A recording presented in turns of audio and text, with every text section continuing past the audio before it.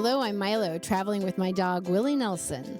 I'm Jenny with my co-pilot, Dakota. Two solo van nomads sharing our stories from the road. We may travel solo, but we don't have to go at it alone. Girls Just Want to Drive Vans podcast is created to help and encourage other adventurers. Thanks for joining us. We're up. Hi. We're up. I think we're up. Does it say recording? Oh, it does. Okay. It shows, yeah. So how are you and where are you? Hey. So I'm Jenny, and I'm in Arizona. You are Jenny. And I'm Milo, and I am Moochdocking in my friend's driveway and the last house that I actually rented. And so I'm in Bay St. Louis, Mississippi. And I understand we have a sponsor today. Who is it, Jenny? We do. Yeah. The sponsors are just rolling in for such a, new podcast. But today's episode of Girls Just Want to Drive Vans is brought to you by Hold Your Crap, your convenient storage solution. What's keeping you from living the nomadic life of your dreams? Is it the thought of parting with your belongings? Well, the creators of Hold Your Crap are here to help. Instead of agonizing over what to do with that decorative platter your aunt gave you for Christmas 6 years ago, let us hold your crap. Does the thought of parting with that sweater that doesn't fit you right keep you up at night? Let us hold your crap. Just for our listeners, even, they're offering to hold your crap for just $100 a month. And they'll even throw in a free mousetrap to try and control the unit's freeloading rodent occupants. This offer isn't just for wannabe minimalists, though. Hoarders will love letting us hold your crap so you can make room for more. Don't let your crap hold you back. You can find them now in locations all across the U.S. Could you imagine if the storage unit was "Let us hold your crap"? If that was like, I wish it was. Me too. I think that's a great name for a storage facility. In fact, we should start them nationwide. Did your storage facility have a mouse trap in it? No, okay. Mine did not. So as we talk about what we did with our stuff, I started by putting mine in storage, and then that got expensive. I had a friend who had an unused garage space, and so I actually moved all of my crap from a storage facility to her garage and just paid her a lesser amount. And then I went to see my stuff, and there were black widows all over. Oh no. So we didn't have mice, but deadly spiders instead. Right. So we discussed this week that we would talk about downsizing because it's one of the top 5 questions we're asked as far as when people meet us and we say we're full-time in our vans. They're like, well, is everything you own in there? And up until this last year, I would have said, no, I still had a storage unit, as did you. But this last year, 2020, was shed your crap. Yeah. Now, the house that I'm in, I had only rented a bedroom, but even everything in the bedroom wasn't mine. The bed was hers, the dresser, the closet. I mean, all of it was hers. So I had already, like you, I started piecing it down. Like I knew I was going to live small because I wanted to travel. At the time, I didn't understand I was going to be in a van. I didn't know, but I knew I wanted to travel a lot. And so having a lot of things that I would keep coming back to didn't make a lot of sense when I didn't use any of it. I would say the hardest thing for me to actually part with was, because I was a full-time artist for 10 years, was my artwork, my everything art related, whether it was other artists' work that I had collected, the paints, the brushes, the easels. I had more than one. I had bad paintings, good paintings I didn't want to part with, prints from the printer that I didn't want to, like the proof prints.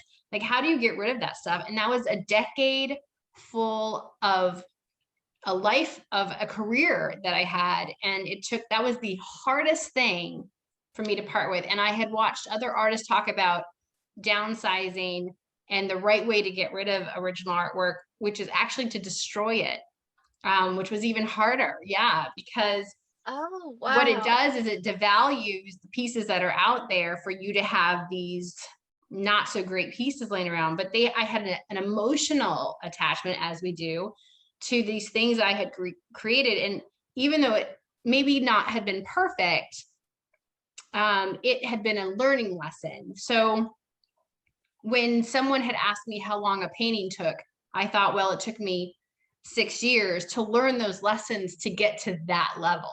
So these were all of my learning lessons. These were all of my steps that got me from here to here. They were my stepping stones. So how do you part with your stepping stones of a love, right, that I had created? So to be fair, I did not burn any of it. I did tear up quite a few of the prints, and I did get rid of a lot. I donated a lot. I gave a lot. I gifted much. And the few things that I absolutely could not part with are in a safety container under a friend's bed in her master bedroom. So, because there were just always those one thing. So tell me, what was the hardest, like the last bit, what was the hardest to get rid of for you? Yeah, mine was sort of similar because I saved everything from my classroom. So when I decided to live in a van, I hoped it would be a success and that I would love it, but that was my safety net. I put everything I owned for my classroom, which as a teacher is basically everything, and I put it in a storage unit, like a classroom rug that was like, I don't know, 6 feet by 10 feet long with like, I mean, I taught first grade, so imagine like where the kids sit crisscross applesauce style to listen to a story, and thousands of books, all of the materials of things I had created, had been gifted, had bought myself, whiteboards, storage cubbies. Most of my storage unit was my classroom, because I thought if something was wrong, if I hate living on the road, I can go back to teaching. Like it will be so hard to go back to that career if I'm starting from scratch. But if I can pick up the pieces of, I have all of the things that took me 5-6 years to acquire, I can go back a little more seamlessly. So I held on to that for 2 years in a storage unit. Oh my God. And then it was hard to part with it. I didn't want to sell all of it because there was a lot that I didn't buy myself. I wrote grants to get a lot of things. I was gifted things from other teachers or made things myself. So I didn't feel right selling all of it. And also teachers aren't really known for having a lot of money. So I didn't want to like capitalize off other teachers who are just kind of do the best they can and make it. So I ended up giving most of it away to other teachers. Right. I, for like a week, just had teachers come back to my storage unit and load up their cars with whatever they could take. Wow. Okay, but now you're teaching. So that was before you got the full-time teaching gig. So wait a second. This was before it was even on my radar. It was like months. We're talking like just a few months before you got the full-time teaching gig. So you just gave all your things away. So now you get this job to be a first grade, correct? Second. So, oh my gosh. So could you have used a lot of that stuff? Some of it, and I've gotten better at letting go of the fact that I got rid of things that I wish I had now, because I do still live in a van. So there are things now where I'm like, I had the perfect book that would go with this concept I'm trying to teach. Right. But because I work virtually, I'm doing my best to just shift everything to be virtual again. And, but yeah, it was hard to get rid of everything and then get a job where now all of those things can be put to use. But again, I wouldn't have had room for it. So it was all for the best. Right. I mean, it was a lot of emotion, right? I mean, we can make sense of it. It's practical to keep it.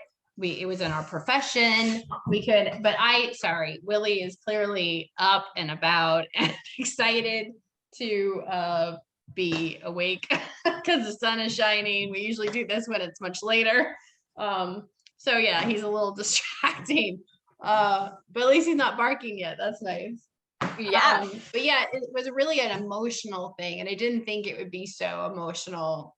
But it took me so long, because I would go back to the storage unit. I'd just say, this is the time when I'm going to get rid of this stuff. And then I'd open like a drawer on something and go, I can't deal with this, right? I can't cope at this time. So I would shut it and just pay another few months, wait till I'd go back again. And the whole time I'm away from it, I'd go, okay. Cause I was at one point paying, I think the smallest fee, I don't know where his treat just went and he had, it was under me. The smallest fee I ever paid was $55 a month. But you multiply that times 12 times, 2 years, 3 years. What could I be doing with that money? Anything, right? Anything. So, especially now with the dog, right? So it didn't really make sense to pay for something that was serving me no purpose. How much were you paying for your storage unit? So mine, I think, was $60 a month, but I think the difference between my stuff and your stuff too is like I paid $60 a month for 2 years. And at that point I could have bought a lot of the things that I was holding on to. So that's a good point. To me, it was like all of this has a price tag and I'm holding on to it because as a teacher to replace it all is very expensive, but I could have already replaced it all in the amount I'm paying to hold on to it every month. Right. So I didn't have a lot that was like really sentimental. Like it was sentimental to get rid of these books that I had spent so long acquiring and thinking of like all of the kids that I taught to read using these books. But like they are just books that can be bought again. I think having something that like is sort of invaluable in the way that you have things you have created would have to be a different kind of emotion. Yeah, I don't think about it too much. Yeah, I don't think you should. It's like, but it's nice to know that I have work out there. It's not that I can recreate those things. I can't. They happened in those moments in my life when everything was lined up just right. The paint fell just right. The brush was just right. But yeah, it was great. It's fine. It's all gone. So Willie turned a year yesterday, and Dakota turned a year. She turned a year 8 years ago. Oh, I meant her birthday. She turned 9. She turned 9 this week. Okay. So what's interesting is when we finished the conversation about data, I had that huge data issue and I had to order a new phone, a new data system. So I now have added Mint Mobile on top of my Google account so that I have a backup. So if I blow through data, I'm covered. I can still work. And then right after our talk about our dogs, I ended up going to the vet because Willie starts throwing up every day and we think it's allergies. So he got some blood work and we're still waiting for those results to see what he's allergic to. So fun. I'm hoping that our conversation about stuff doesn't mean I'm gonna get more stuff, or I'm not sure how to take it. So hopefully nothing happens. This ends the jinx. Yeah. So speaking of stuff and like it not, if you could jinx your stuff, which we've gotten rid of at this point, but when I started, my life kind of turned upside down. I had nowhere to put my stuff. So I got a storage unit and I put everything in there. And when the school year ended, I moved all of my classroom supplies into my storage unit. And then when I was bouncing between places to live, I had stayed at my friend's townhouse who had a garage. She wasn't living there, but she was living with her boyfriend and renting out a room. And the person who was renting the room wasn't using the garage. So I had asked her if I could use just a little corner of her garage and pay her for it. So I kept my stuff in there for the first 4 or 5 months. And I was like, this is great. I'm saving money. I was paying her like $25 a month instead of the $65 I was paying at the storage unit. And then I was in Jacksonville, Florida, when I got a call from the girl who was renting me her garage. And she said that she was actually going to be renting out the entire townhome now, and that I needed to get my stuff out within 30 days because they needed did the garage, and I could not have been farther from Salt Lake City. And like, she was so accommodating and wonderful about it. Like, she did not have to give me that space. It didn't make sense for her to not rent out her townhouse because I had stuff in her garage. But just a cautionary tale to anyone who thinks I'll just let my friends hold on to this stuff. Right. You don't have a ton of control over what happens with your friends. Right. So I ended up having to pay movers to move all of my stuff out of her garage and into a storage unit, which she helped me facilitate, which was great. But it cost me way more than if I had just left it in a storage unit in the first place. Yeah, the whole money. Oh my gosh. Mm-hmm. Oh my gosh. Yeah, you can't, it's hard to let go. Otherwise there wouldn't be shows on it, right? There's a show on how to let go of your stuff. If it was easy, everyone would do it.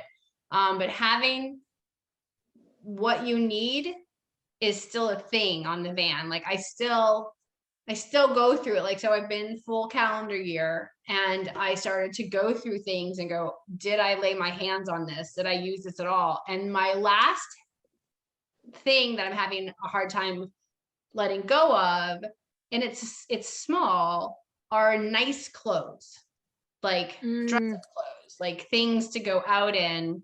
Like if I ever were to go to because I used to have art event clothes, like really nice, I'm showing up in this nice artsy kind of thing. And now I'm like, I'm probably never going to go out again. So what do I do?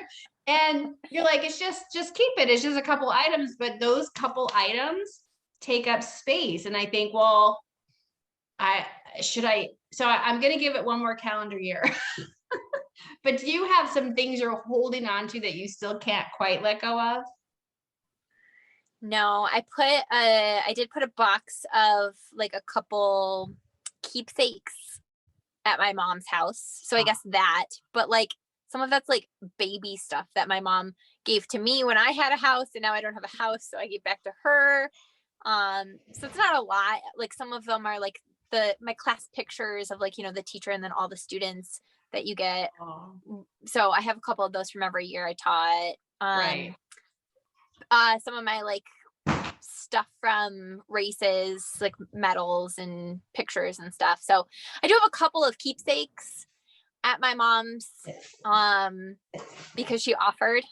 If it came down to like, hey, I can't hold this box of stuff anymore, I would just get rid of it. I mean, but that's not going to happen with your mom, right? Like it's your keepsake. No, your mom's going to say it's fine. Yeah, no, she's going to say it's fine. They've got plenty of room for it. And I've had a couple other friends offer too. So I have a question for you. Okay. When you went to your storage unit to start digging stuff out, was there anything that you were like, Milo, why in the world did you think this was important enough to hold on to and keep? Was there anything you were like surprised to find in there? Not at this point. I had been downsizing. I went from, I didn't even have a stick of furniture. That's not true. I had two little cabinety things that held my stuff.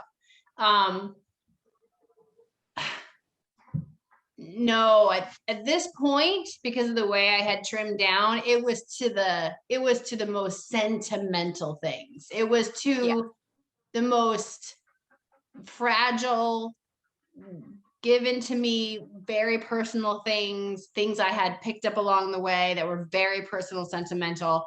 I was down to it. I was down to where you sever the arm. Like it's coming off because you've taken it off bit by bit. That's just like a really gruesome imagery. But literally I felt like I was severing an arm and having to get rid of it because these things were they meant so much to me. And I'm not saying that your school supplies didn't, but it was a different situation, I think. It was just one of a kind items. And so I had really already trimmed the fat. Now there are some things I kept that I wasn't sure what to do with them. Like I had like the second iPad that they put out. And so I still had the cables and it was in a case. So I didn't know some things I just didn't know what to do with. So I don't know what he's doing. He's just freaking out. So, but no, what did you have that you couldn't believe you still had? Oh, so much stuff. Oh. Because I because I had gotten rid of it in weird stages. So I left my apartment thinking that I was still doing van life with my partner at the time. Right. So when I boxed everything up, I had moved it into his house. And then I had moved everything into his basement. And then he was like, I'm not doing van life with you. And then I got a storage unit. So then I moved everything to the storage unit, like that I owned, because I didn't get rid of anything really when I got rid of my apartment. Like I was still going to sell stuff. I hadn't gotten to that point yet. So then it was like I had a storage unit and I hadn't sold stuff yet. And then I started selling things. And when I first started selling things, I had like this mindset of like, and maybe also because I didn't have a job that I was going to, where I'm like, I need the money from selling these things to help me fund my build. So there were things that like, if I couldn't sell in a garage sale, I wasn't ready to just donate. I was like, well, I'll just sell it on Craigslist or anything that I couldn't sell at a garage sale. I was like, well, I'll just hold on to it and put it on Facebook Marketplace or Craigslist or whatever. I wasn't in the mindset of like, just get rid of things. And then I got down to the wire. It was time to leave. Some stuff wasn't selling. I got rid of like the bigger things, but everything else I was like, I'll just put it in storage and deal with it later. Right. The Jenny that left originally on the road was in a hurry. Yeah. And I really learned this when I went back to my storage unit for the first time and found like a toilet brush and like, you know, a half bottle of like medicine and stuff. And it's like, okay, Jenny, you were clearly in a hurry and not even like, I wasn't even throwing things out. I was just like, put it away, deal with it later, get out of here.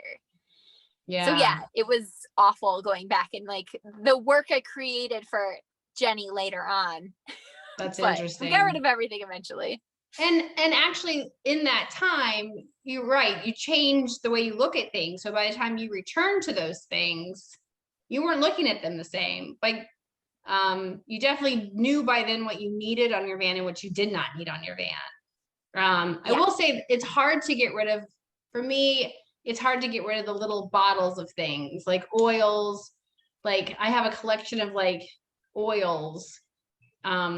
I don't know how many lavender oils one person needs, but for some reason, I think I've got 3 of them because either I got them with this other thing or someone gave me this and I just keep them. I don't even use them really until someone says, put lavender on it. And I do it one time, but for some reason, again, these are little things, but all those like multiply that by 50 little bottles of things that I seem to keep a hold of. I've gotten better. When I first started, I had a lot of half empty like aspirin bottles, but it's like you go buy one. Well, like I couldn't find one and I'm at the store. I'm like, I'm probably out or I couldn't find it. So I get another one. And so years of that behavior, I had like 3 or 4 different types of aspirin. And then I realized, well, this one doesn't really work. So it was a lot of cleaning house. And this is again, over years of just moving or I get a travel bottle because I traveled so much, right? So I'd have one from my travel case and then one at home. So when everything got combined, I just had a lot of the same things. And I'm sure that people who are listening to this are relating, thinking about their medicine cabinet and the stuff that they don't even realize is tucked away in the back corner that's expired and like in the back of this back space underneath the sink, like the things that live back there that just get pushed back year after year. And yeah, so I'm sure a lot of people can relate to this feeling. But then when you don't have that, and then when you don't have that space, your whole mindset just has to shift. Yes. So now a year in, now I'm looking at those fancy clothes going, I probably don't need you. Because I can probably show up like this to anything and who's going to care? I guess that's changed too. The way I view myself has changed. I think less about my shoes, not that I ever really cared about my shoes or matching this to that. I was never that person, but I was enough that I would have taken more care about what I was wearing, that something matched. And meeting you, I know you don't care. You don't care. What? You mean because I wear the same clothes? I think I have worn a different top in every of our episodes so far. I've been watching to see how long it would take till you repeat it. I know. I don't even think I've worn my Melly yet. Oh, you are doing great. I thought you'd wear that the first time. I know. I think the difference is too, now I have a job that I care more about. So I do change my clothes for work. Okay. And you usually catch me right after work. So typically I'm wearing like a normal shirt and not just whatever I slept in. That's so funny. Yeah. So we had discussed doing this, and in that I was curious on whether what you and I carry on our vans would be different than what a guy would carry on his van. And so in our next episode, you actually brought in Dan the Van Man. Dan the Van Man. Dan the Van Man. And he allowed us to ask him some questions about what he has on his vans. And we did kind of a comparison. So that's going to be next week. So that's going to be, I think, worth watching for people who are interested in what we really carry on our vans. So I'm thankful to have downsized. Me too. And once you do it, you're like, wow, what? Like, I just felt like a huge weight was lifted when I get to leave that storage unit with the door open and everything swept out of there. I was like, wow, this feels so good. That stuff was just weighing me down and I didn't need it. Right. It's just stuff, but it's just stuff. It takes a while to get to that point. Yeah. And obviously I'm still processing the loss, but it's fine. I can create new things. Yes. No, it was good for me. It was good for me. And it was necessary. If I really wanted to do this, then I didn't need to have that storage unit that I would only get to maybe once a year. And why? Just to hold my memories. So, but yeah, so we got rid of our stuff and we took it out of the crap. What'd you call it? Crap storage? Hold your crap.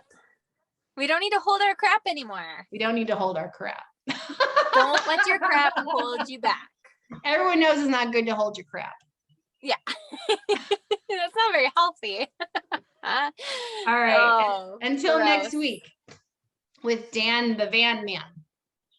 Dan the Van Man. Dan the Van Man. All right. Take care of yourself. You too. Thanks. Bye. Thanks for listening. Coming soon, you will be able to subscribe to receive our newsletter, which will include links to our campsites, items we carry on our vans, and photos from our journey. You can also catch Jenny on her podcast, Adventures from the Van. Or tune in to Milo's podcast at Milo Talks. Thanks for listening, and just go do and see everything you can in a safe way.